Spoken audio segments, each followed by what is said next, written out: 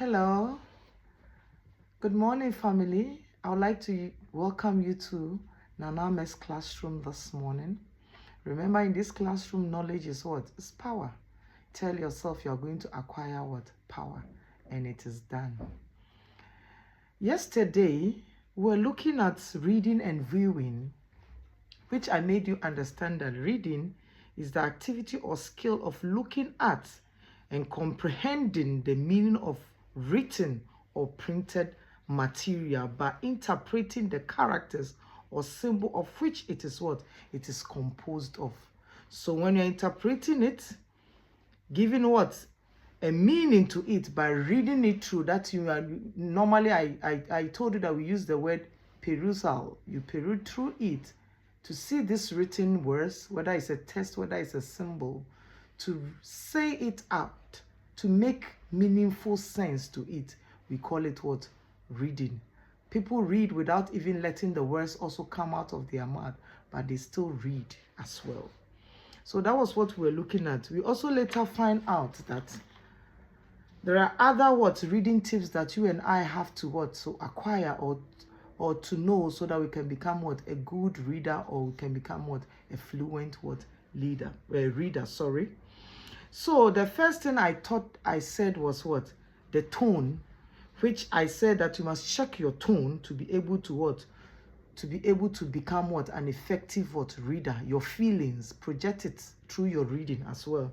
I also made mention of the volume, how loud you are able to read. Is it your softness and your loudness also tells whether you are a good reader or not. Also your tempo, of which I say the speed at which you read. Some people read so fast and we can't hear anything.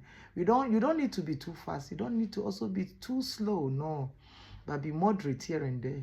That is what we look at. We also look at the voice projection, that you need to project your voice in such a way that if it's a panel discussion or it's an auditorium, those at the back can also hear you as you speak. Then I also made mention of your pronunciation. Pronounce words correctly. If it's a speech you are going to do, please make sure you go through every test. Look for a dictionary, find the meaning, and make sure you're able to pronounce your words correctly. As also made mention of fluency. People have the notion that if somebody reads fast, we say the person is fluent. No, it goes beyond that. Checking the words you are mentioning out and making sure that it's clear enough, we say you are You are fluent. So this was what we were looking at yesterday. Today we are also going to continue with the skills in English language. The 4 skills you have to acquire to become a good English scholar, or to become fluent in English, is your writing and presenting. This is also very crucial and is very important part of English language. Writing and presenting. So what is writing? Writing is a process of using symbols. Like I'm saying, you use symbols, you use letters of the alphabet. You know the alphabet ranging from A to Z. Putting either the letters together, the words together, forming phrases and sentences. You are able to use the letters of the alphabet. You take note of punctuation, as well as the spaces to communicate your thoughts. So remember, I say you use symbols, not only that you use the letters of the alphabet, also taking note of all the punctuations that we have in English language, like the full stop, the commas, and all those things, apostrophes and all those things, putting everything together to in spaces to communicate your thoughts, your feelings, and your ideas. So when you are using this procedure or these things I've mentioned about to bring out your ideas, your feelings, and your thoughts together, we call it writing. Then what is presentation? Presentation means to convey, meaning you send information either in a spoken or a written form. You send out information either in a spoken form through your mouth, speaking, or in a written form. That is writing. We say you are having a presentation to give to us. So when we say someone is giving a presentation, the person can present in a form of a written document. Some of them can also give it to us in a form of oral So that is what is meant by writing and what? And presenting. So let's put this together. What is then writing and presenting as a skills in English language?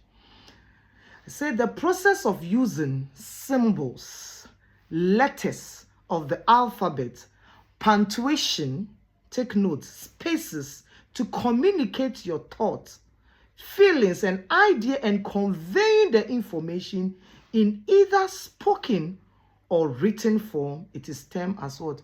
Writing and what? And presenting. Meaning when you put these two skills together, put your feelings, your thoughts, using the English alphabet and symbols, you write it down. Then you come and present it to us, either in a form of what? Oral and written form. We call it what? Writing and what? And presenting. And this is a skill you need to learn, or you need to know if you want to be good in what?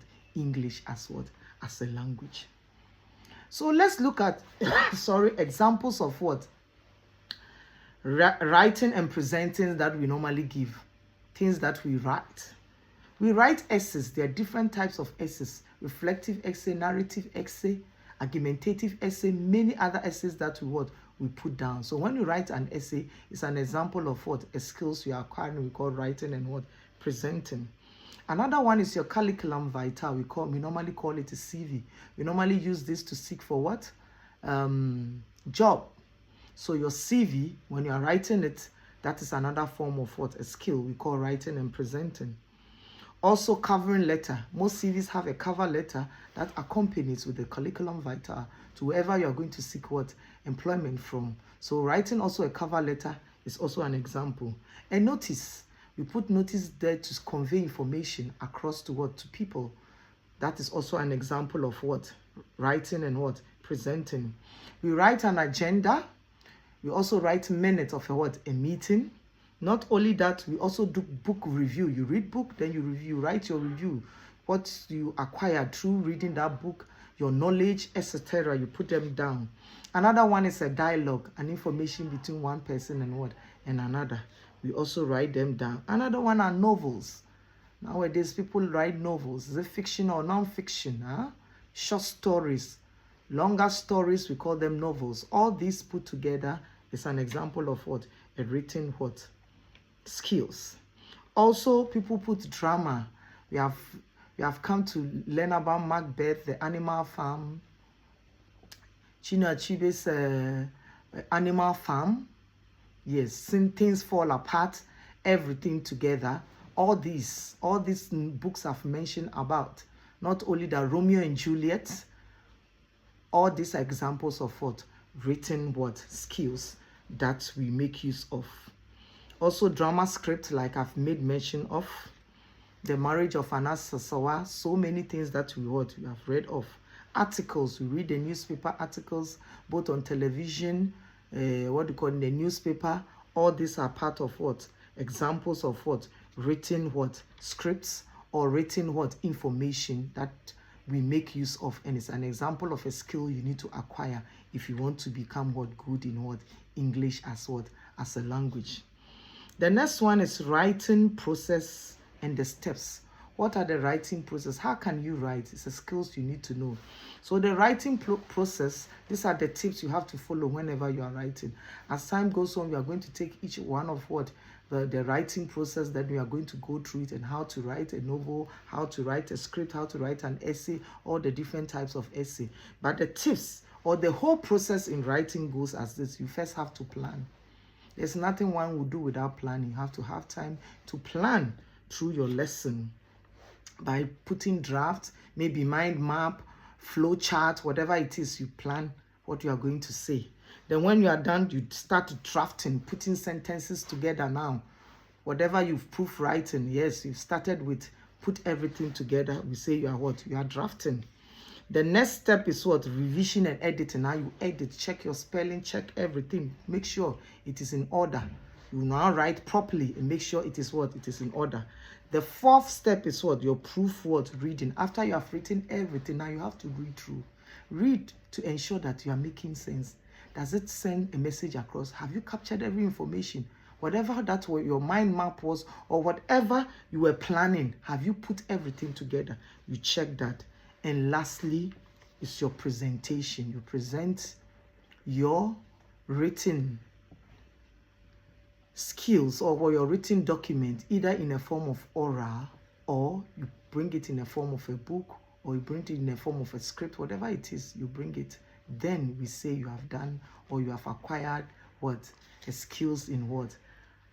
Writing and what? And presenting. So this is the aspect of also English language that we need to learn. Ciao, I hope you have learned. Meet you again in my class. Bye-bye.